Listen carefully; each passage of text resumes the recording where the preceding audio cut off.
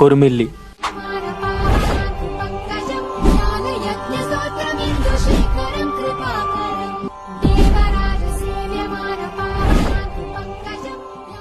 ఈ video introduction కి దేవుళ్ళని ఎందుకు చూపించానో ఈ ఊరి వారికి అలాగే ఈ ఊరు వెళ్ళిన వారికి అర్థమవుతుంది. ఈ ఊర్లో ఉన్నన్ని దేవాలయాలు విగ్రహాలు ఏ ఊర్లో నేను చూడలేదు. ఈ కొరిమిల్లి మహర్షులు సంచరించిన ప్రదేశంగా చెప్తుంటారు.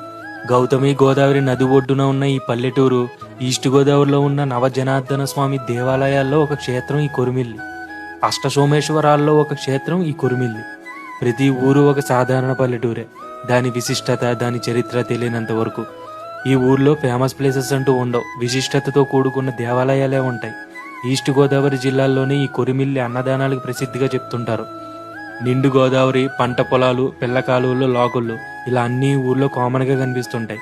ఎవరు విజిట్ చేసినా సరే ప్లీజ్ డోంట్ పొల్యూట్.